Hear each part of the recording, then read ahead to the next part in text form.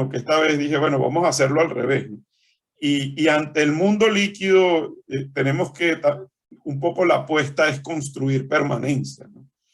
Es construir algo de certeza, y por ahí vamos a hablar ahora. Entonces pensé que una manera de lidiar con estos riesgos líquidos era poder plasmar algunas ideas en un libro y que para darle un poco más de sentido del tiempo, para poder poner unas ideas que no se las llevara el tiempo con tanta velocidad y con tanta rapidez, sino que nos diera chance un poco de reflexionar, de discutir y hacer esto que estamos haciendo hoy, que es absolutamente indispensable, imprescindible para entender el mundo que se nos viene encima. Déjame ver si puedo aquí, si me permite, quisiera mostrar algunas láminas en la medida que vaya hablando, pero quisiera hacer de esto un poco más, una conversación un poco menos formal, menos conferencia y más conversación, para que podamos intercambiar algunas. Voy a tratar de ser breve, porque esto es un tema que me apasiona hablar de este tema y me puedo quedar mucho tiempo haciéndolo. Por lo tanto, voy a tratar de hacerlo breve, conciso, pero con contenido para que podamos conversar y para que podamos discutir alguna idea. Bien. El libro, o lo que se terminó convirtiendo en el libro, que bueno, que aquí está, me tomó unos 5 años desde la idea hasta el libro, más o menos. Fue el tiempo, ¿no? Y fueron al final lo fui escribiendo por partes. El libro son 17 ensayos, yo diría que cortos, que están hilados, compilados y conectados de alguna manera unos con otros, para que a lo largo del libro poder al final poder expresar o poder haber planteado una tesis sobre el tema de los riesgos y de los riesgos en este momento, en esta época que nos ha tocado vivir, ¿no? Y bueno, quiero empezar desde un concepto más general de qué fue lo que fui descubriendo, investigando y cómo esto terminó o hemos llegado a donde estamos el día de hoy. Lo primero que quisiera decir es que en 1986 un conocido sociólogo y filósofo alemán de nombre Ulrich Beck publicó un libro que se llamó en su momento La Sociedad del Riesgo. Un libro denso, interesante, donde se planteaba una tesis central. Ulrich Beck planteaba allí una tesis central, y era que los seres humanos habíamos sido capaces de construir, de generar, de producir riesgos que ahora no estábamos en capacidad de mitigar. Es decir, habíamos hecho riesgos tan grandes que ahora no teníamos manera de contenerlos. Y no solamente de contenerlos, si no los podíamos contener, mucho menos los podíamos mitigar. El libro de Beck coincide casi que de forma providencial con la explosión de la central nuclear de Chernóbil. Y eso le dio una relevancia muy importante porque Beck había de alguna manera generado una especie de predicción con este tipo de riesgo. Él trabajó en una tesis bastante más interesante luego, y voy a compartir algunos datos sobre eso un poco más adelante, pero la esencia de Ulrich Beck era que habíamos llegado a un tiempo donde los riesgos eran inmitigables.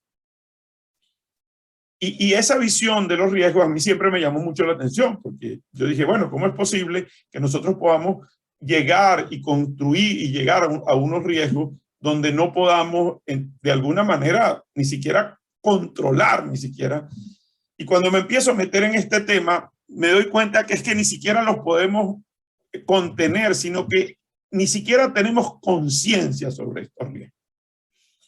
Entonces, si la primera, digamos, el primer objetivo de la seguridad, debería ser generar conciencia de los riesgos, ¿cómo podemos generar conciencia de algo que ni siquiera conocemos?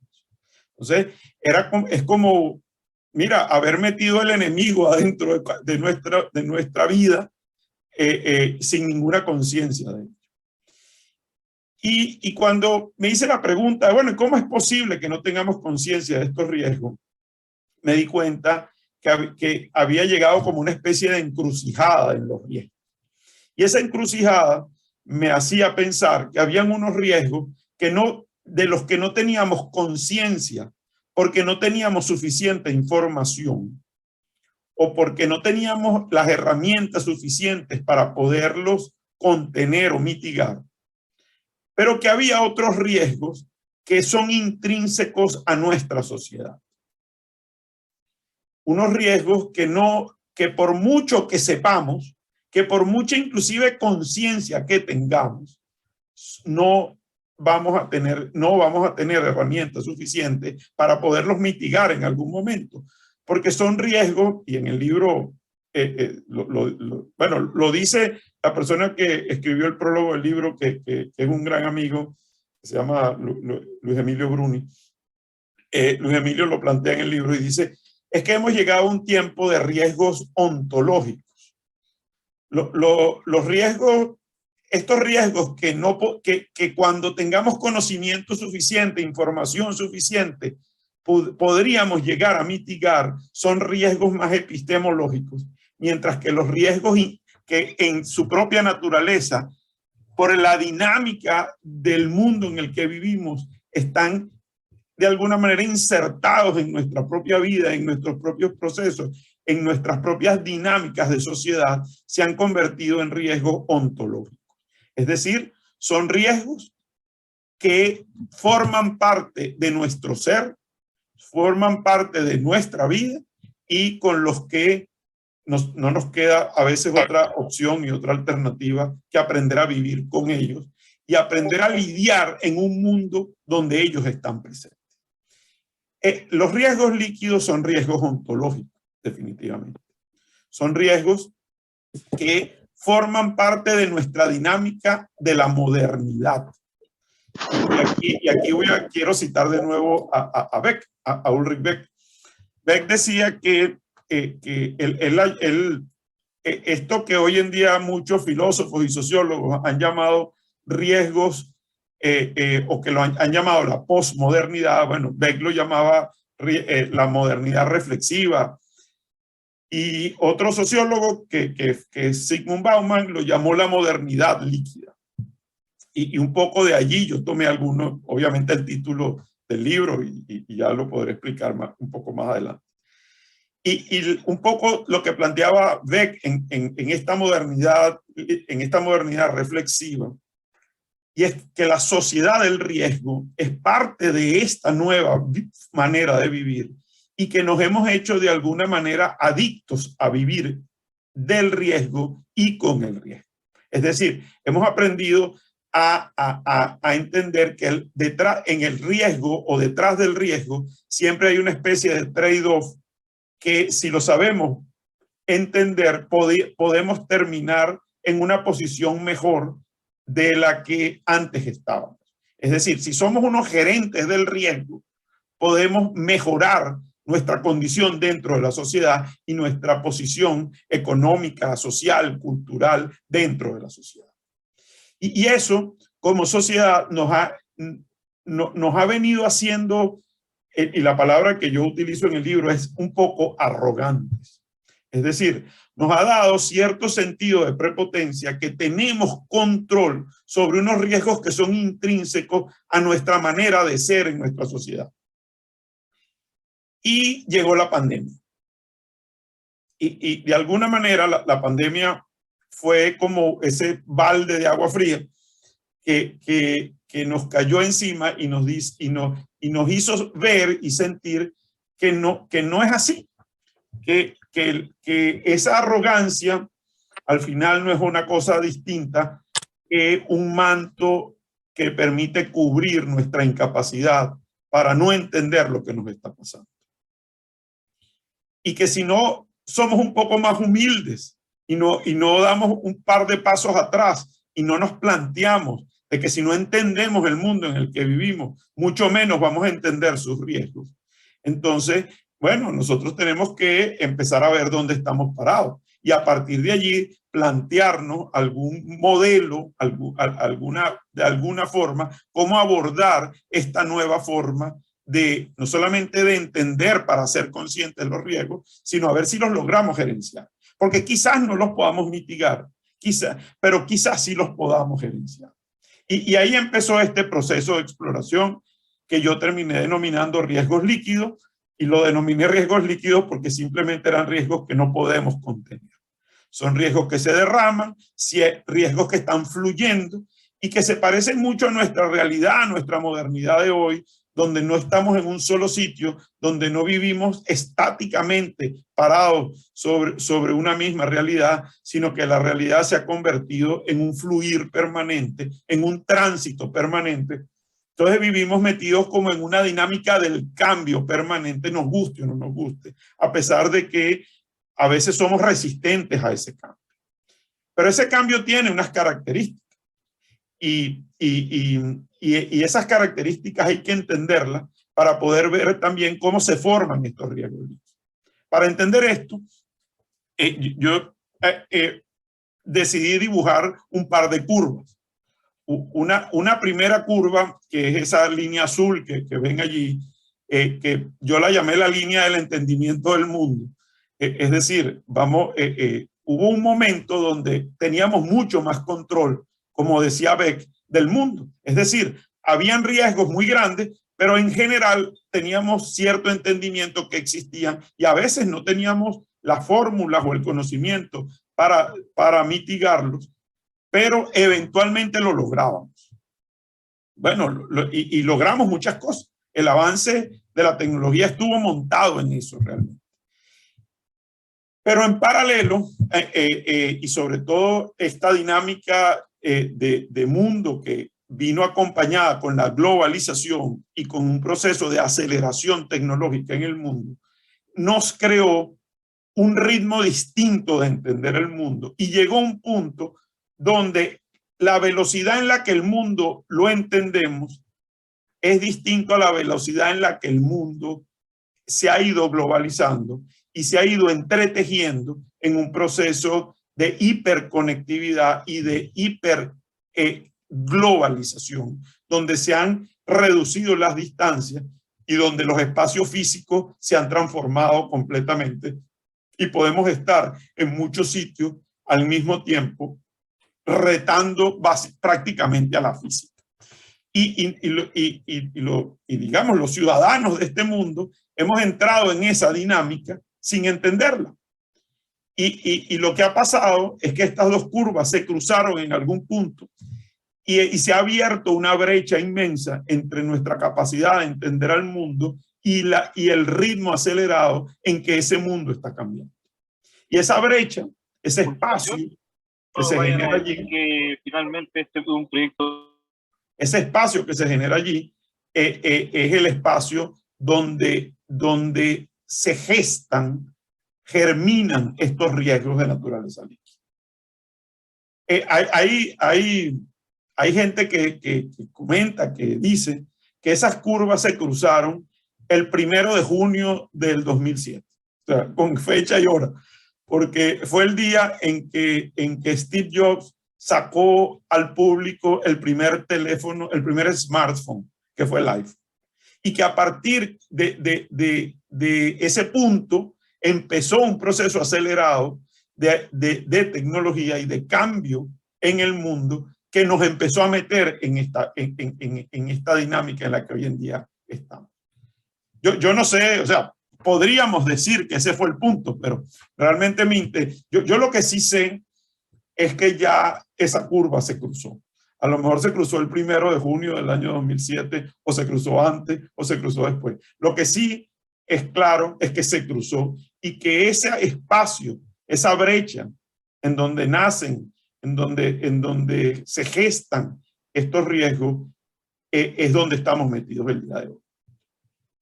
Clasificar a estos riesgos no es fácil, porque son de naturaleza intangible, muchos de ellos. Es decir, ¿cómo podemos definir el terrorismo a través de la web? ¿Cómo podemos definir el ransomware que secuestra bases de datos en servidores en el mundo por los cuales hay que pagar millones de dólares para liberar la información? ¿Cómo podemos definir inclusive el comercio a través de las criptomonedas? Pero peor aún, ¿cómo podemos entender hoy cómo se dan las dinámicas del poder en espacios de estos nuevos modelos de guerra que estamos viendo hoy, de guerras híbridas como estamos viendo hoy, donde las informaciones falsas, la desinformación, la contrainformación, las narrativas que nos llevan a entender una cosa mientras el mundo se mueve en otra, están presentes. Y muchos de los riesgos líquidos hoy en día están muy vinculados, muy conectados con la propia naturaleza del poder. Lo que sí yo entendí cuando hacía mi investigación en todo esto, era que habían como varios ámbitos de los riesgos líquidos. Evidentemente lo tecnológico es un ámbito muy importante, lo político es un ámbito muy importante, lo criminal, lo social, lo económico. Difícil de definir cuál es más importante que otro. Pero lo que yo sí me quedó clarísimo es que no son puros estos riesgos. Es decir, no hay un riesgo líquido exclusivamente tecnológico o exclusivamente político o exclusivamente social, sino que tienden a unirse, tienden a solaparse, como el agua, tienden a mezclarse unos con otros. Y en esa capacidad que tienen de fundirse unos con otros, se hace bastante más difícil poder como con pinzas poder ir identificando en dónde estamos metidos. Entonces, una característica de estos riesgos, en el libro yo intento una clasificación y listo algunos de estos riesgos, pero lo hago a manera de enunciar y de decir que ahí hay una expresión de lo líquido, pero es difícil a veces identificarlos como puros. Hay una característica de estos riesgos líquidos que son constructores de zonas grises, es decir, son espacios donde los contornos se desdibujan. Tienden a desaparecer, tienden a ser cada vez más líquido precisamente lo que separa una cosa de la otra. En esta guerra de Ucrania y Rusia lo estamos viendo. Lo primero que hizo Rusia, o lo primero no, pero una de las cosas que hizo fue ocupar un territorio dentro de Ucrania, más allá de toda la discusión política y de derechos sobre propiedad y tierra que puedan tener, y a partir de allí simular un espacio que era Rusia. Entonces, lo que hizo fue hacer líquido, gris, lo que se llama hoy, o lo que se llamó hace tiempo, y hoy se ha retomado, como esta especie de la niebla de la guerra. Bueno, la niebla de la guerra es una expresión clarísima de este mundo líquido y de estos riesgos líquidos. Visto así, ¿cómo se forman los riesgos líquidos? ¿Cuál es su génesis? Ya vimos dónde es el espacio donde se forman. Pero ¿cómo se constituyen y por qué son tan y por qué nos pasan por delante y a veces no los vemos, ¿no? Y el tema es que todo esto es producto en primer término de que nuestro mundo de hoy está metido en una dinámica compleja extremadamente grande. En el mundo, yo le dedico en el libro un espacio importante a hablar de la complejidad, porque la complejidad en sí puede ser una amenaza. ¿Y qué es la complejidad? Un poco más adelante voy a dar una aproximación de las características de la complejidad, pero la complejidad al final es la interacción de múltiples variables actuando en simultáneo y cada una a su forma y en su manera, afectando su propio entorno, impactando su propio entorno.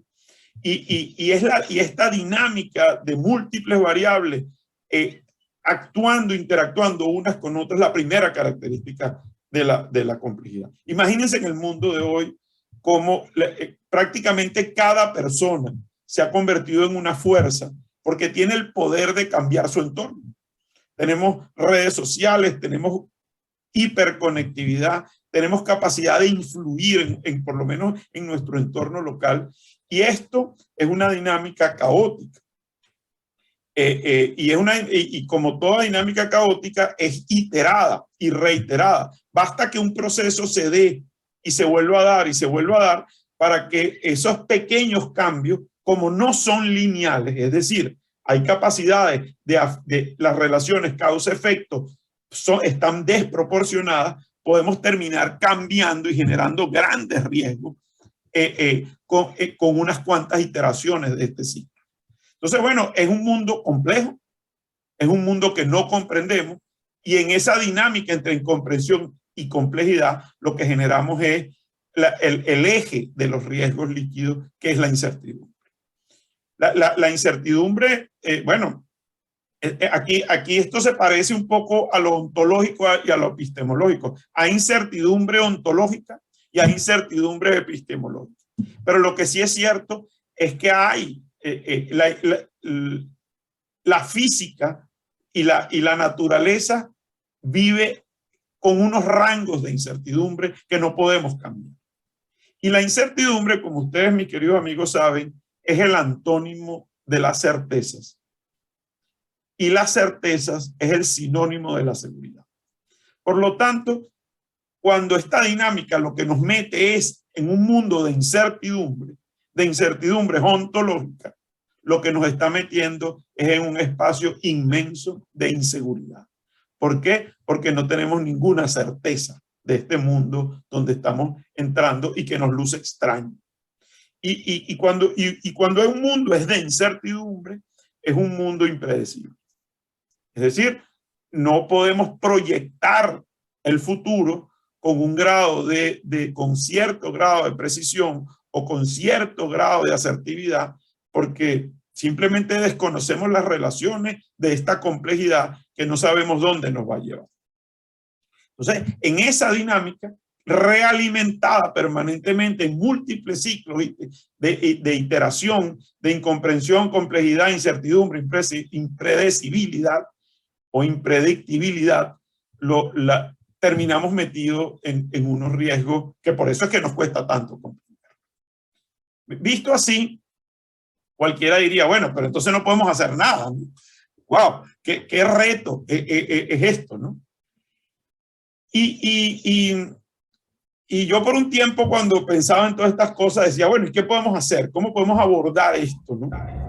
Y la primera conclusión a la que llegué es, bueno, tenemos que empezar por entender este mundo, por entender cómo es esta realidad de hoy, qué la define, cómo podemos caracterizarla, explicarla, porque por lo menos si entendemos la realidad podemos empezar a dar algunos pasos, así sea pequeño, para poder ver cómo abordamos más adelante estos riesgos que hoy en día no son intrínsecos al modelo, al sistema, a la sociedad, pero que eventualmente podremos aprender a separar, a diferenciar aquellos de los que no tenemos todavía información suficiente de unos que quizás sea más difícil de resolver. Y lo primero que tenemos que ver es que el mundo se transformó en muy poco tiempo. Ese punto que les hablaba del año 2007, bueno, este simplemente es una lámina para demostrar quiénes eran las empresas de mayor capitalización en el mundo en el año 2007, y vemos que eran empresas pues de carne y hueso, de bloques y ladrillos. Las empresas petroleras eran las más grandes, las empresas más importantes y más grandes, ¿no? Aparecía Microsoft ahí de tercer lugar, como una especie de pionera dentro del mundo líquido. Pero fíjense, en vuelta de 10 años, las 5 primeras empresas del planeta, las empresas más grandes del planeta, y si hacemos este corte hoy, en el 2022, vamos a conseguir que las primeras 25 probablemente están en esa lista.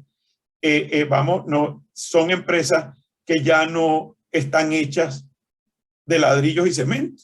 Bueno, obviamente tienen unos headquarters que lo son, pero su negocio, el eje y la fuente de generación de valor de estas empresas es la información. Y es la manipulación de la información. Es la generación de datos. Es el uso de los datos. Y es meternos en un mundo que es muy difícil de definir. ¿Cómo definimos hoy el metaverso, por ejemplo?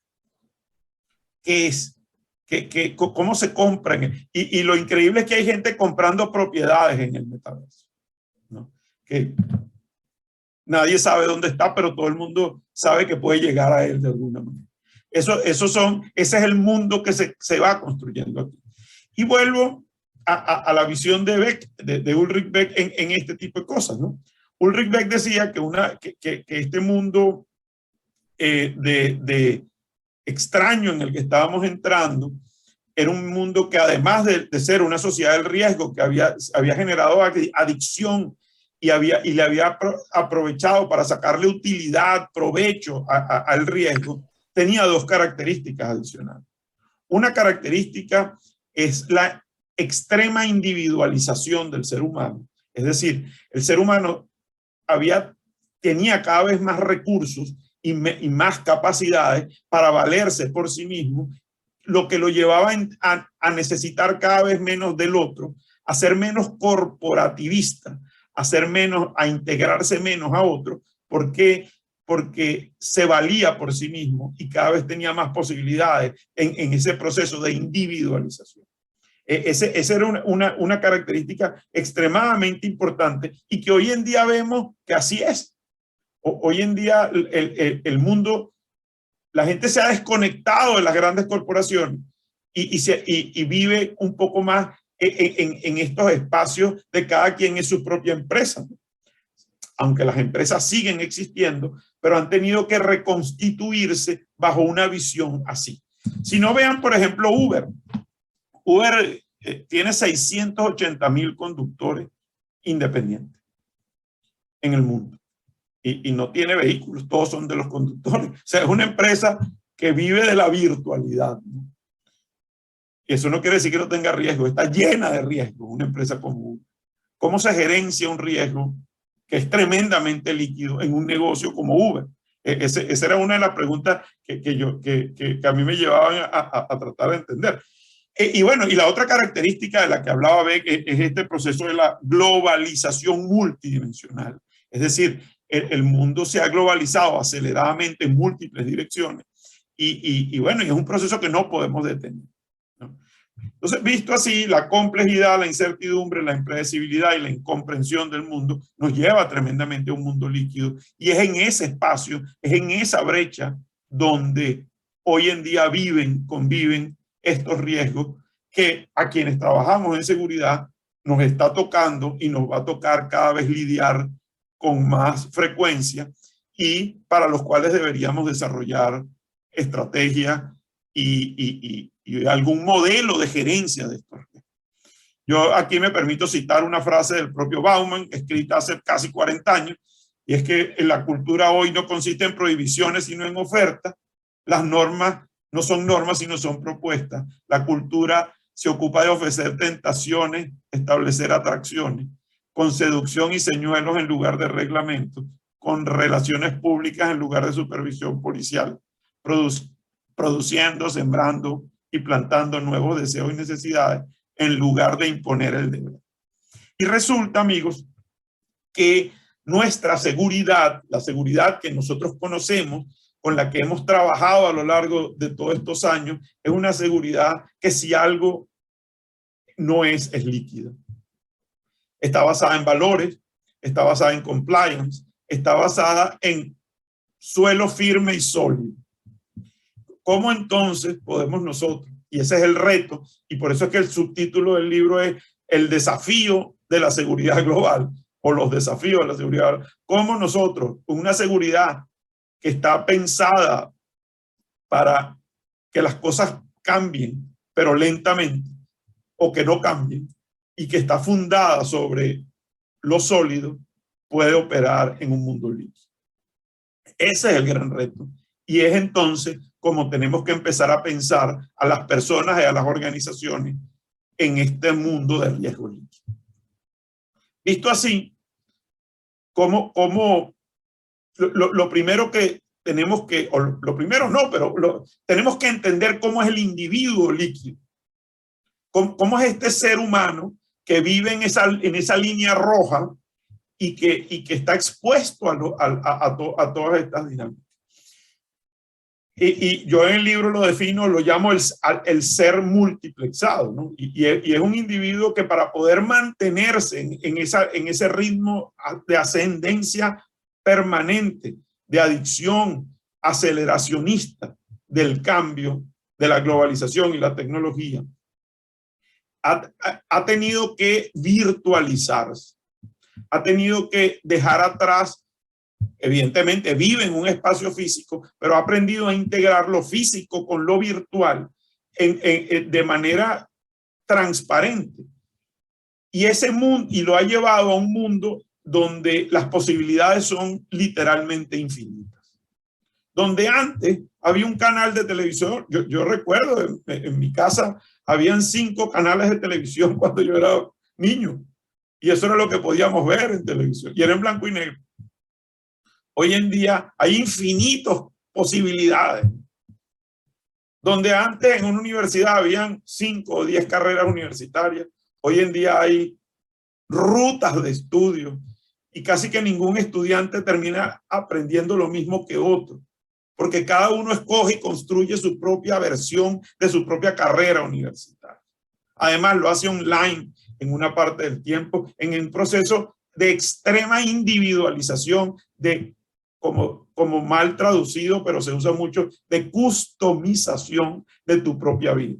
Entonces hemos hecho en nuestra vida, o la vida de estos individuos que viven en esa línea roja, una vida de customización. Nadie tiene un teléfono igual, no porque sea el dispositivo, sino que nadie tiene las mismas apps y lo utiliza de manera similar. Todo el mundo configura su vida de una manera tan individual, tan particular, que no solamente entonces es un mundo de posibilidades infinitas, sino que también es un mundo de riesgos infinitos y de riesgos líquidos. Por lo tanto, y lo que es más grave aún, nos venden la idea de que ese mundo de posibilidades infinitas es un mundo de fantasía, más o menos, donde no hay peligros. Y el principal activo del mundo, el líquido, y de ese mundo de posibilidades infinitas, somos nosotros mismos y nuestra información. Y lo que nosotros vamos dejando en el camino, en un proceso como de desnudez digital, porque al final nos tenemos que desnudar digitalmente para poder formar parte de esa dinámica, porque si no, dejamos de ser globales y tendríamos que conformarnos con desconectarnos de esta mega red compleja y vivir metidos en la parroquialidad del mundo físico, cosa que sería insoportable para muchos de los que hoy en día ya dieron ese salto cuántico a esa dimensión. Bueno, ese es el ciudadano líquido con el que tenemos que lidiar para poder construir una seguridad acorde a él. ¿Y cómo lo hacemos? Ese es uno de los grandes desafíos. El tema, amigos, y quiero ir cerrando porque, como les digo, esto puede extenderse bastante. Simplemente lo que quiero ahora empezar a ver cómo le damos respuestas a esto. Y bueno, el mundo, algo que al final yo en mi análisis dije, bueno, ¿cómo hacemos para abordar un mundo con estas características, ¿no? Y si pudiéramos dibujar un eje cartesiano y pudiéramos graficar la complejidad en el eje vertical y digamos el tamaño de los riesgos en el eje horizontal, en ese cuadrante altamente complejo, altamente riesgoso, cómo deberían ser las organizaciones y cómo deberíamos abordar la seguridad de los individuos. Ese mundo de crecimiento acelerado, ese mundo líquido, requiere unas organizaciones especiales y requiere unos individuos con una conciencia especial del riesgo. Porque no es suficiente que lo protejamos, lo blindemos, sino primero no lo hacemos consciente y no lo convertimos, no lo pasamos de un objeto de la seguridad a un sujeto de la seguridad. ¿Y cómo hacemos eso? Bueno, definitivamente me conseguí que efectivamente hay organizaciones que por sus siglas en inglés se llaman organizaciones altamente confiables, que fueron diseñadas en su momento para operar en entornos altamente complejos y altamente riesgosos. Cuando se concibió la NASA, por ejemplo, en los años finales de los 50, se concibió bajo una visión de este tipo. Hoy en día ha avanzado mucho en ese sentido. Una concepción de organización altamente confiable porque operaba en un entorno altamente complejo. Manda un cohete para el espacio, en ese momento era complejo y hoy en día lo sigue siendo, pero también lleno de riesgo. Pero en la medida que ha ido pasando el tiempo y nos hemos metido en este cuadrante de la complejidad y los riesgos, entonces resulta que las organizaciones y los individuos los tenemos que empezar a pensar, y las soluciones y las estrategias para la seguridad las tenemos que empezar a pensar como que si todas las organizaciones fueran altamente confiables. Y realmente no lo son, no lo son. Todavía estamos muy lejos de llegar allí. Y bueno, ese es el desafío, cómo construimos organizaciones altamente confiables e individuos que se conviertan en sujetos de la seguridad para poder lograr estos objetivos. Aquí esto ya lo he conversado un poco, no me voy a detener mucho ahí. El tema de la complejidad per se ha convertido en una amenaza para la seguridad, y no es que sea buena o mala, sino que se puede instrumentar, se puede convertir en un arma generadora de riesgo. O sea, no podemos detener la complejidad. El tema es cuando la complejidad la instrumentan y la convierten en un elemento de riesgo. ¿Y qué es lo clave aquí? Que al final es indetenible. Es parte de nuestra dinámica. Al final hay unas características de la complejidad que son lo que es nuestro mundo hoy. Lleno de múltiples elementos, interacciones dinámicas, todas sus partes se afectan entre sí, los procesos no son lineales, son caóticos muchas veces, de interacciones recursivas, son abiertos, son sistemas abiertos, no están acotados, como les digo, son grises, las fronteras se han ido borrando, operan lejos del punto de equilibrio, están permanentemente en desequilibrio y lo desequilibrado genera gradientes, es decir, hay zonas de alta presión, zonas de baja presión y siempre hay un flujo que lo interconecta. Entonces, ese flujo es parte de esta dinámica líquida en la que vivimos.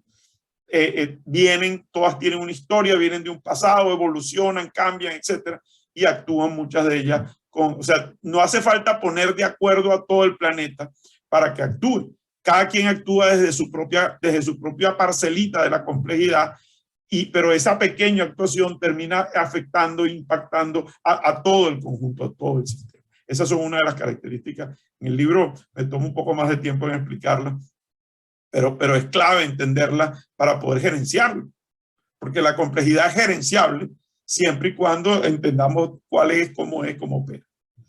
Y bien, al final, este diseño de organizaciones confiables, este diseño de un ser que forma parte de esta línea roja del mundo globalizado, dónde y cómo debe operar.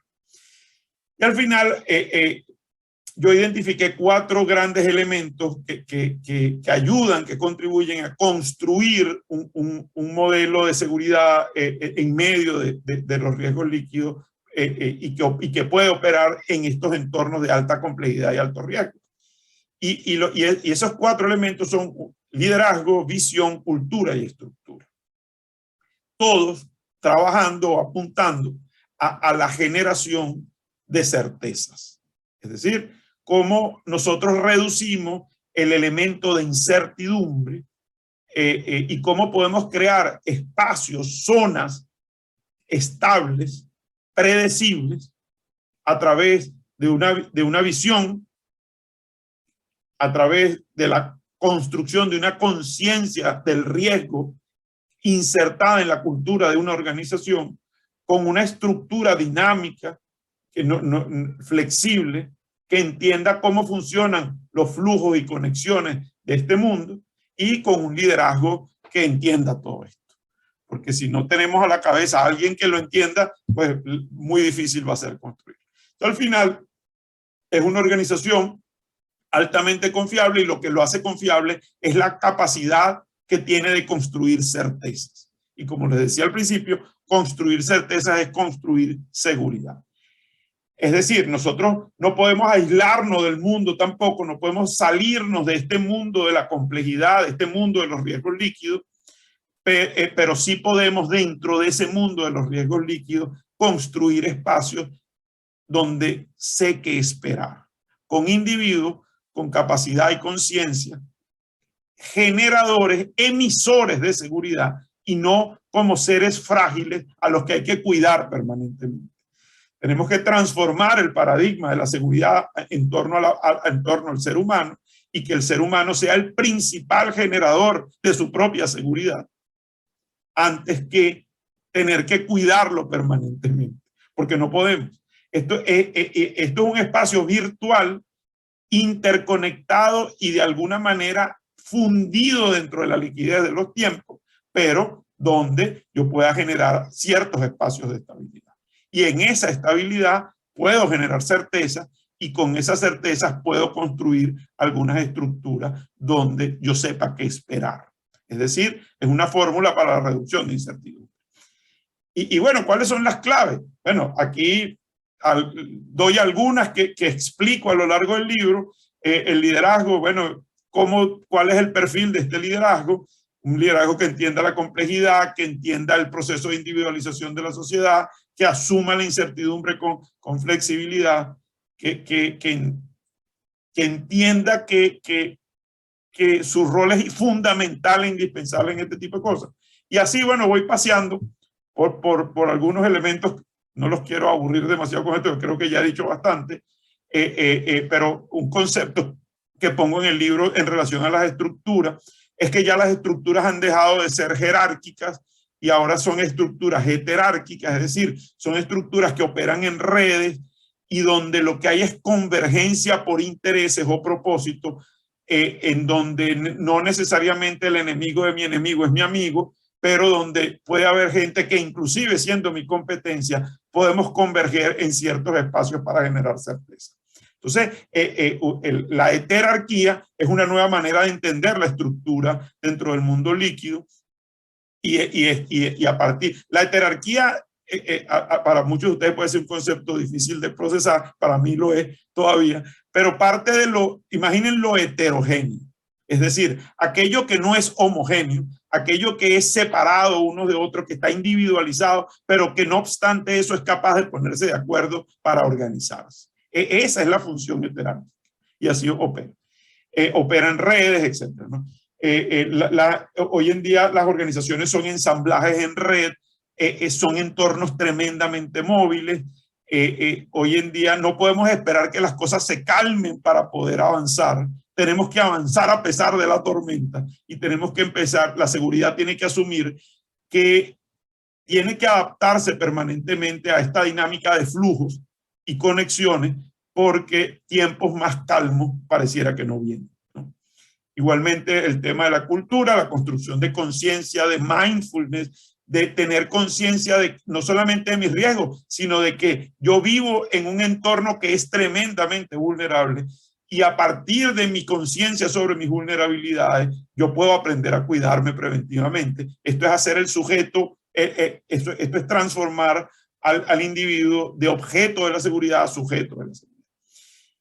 Y bueno, hay cosas mucho más prácticas como planificar a más corto plazo, asumir la complejidad, cohesionar a los equipos, etcétera, etcétera. Cosas que en nuestros entornos gerenciales muchas veces se hacen y se hacen sin entender o sin la conciencia completa de qué forma que nos estamos adaptando a estas nuevas dinámicas. Y bueno, en esta visión debe preferirse lo múltiple a lo unitario, la diferenciación a la unidad, los arreglos móviles a los sistemas, porque lo productivo ya dejó de ser estático y se ha convertido en nómada.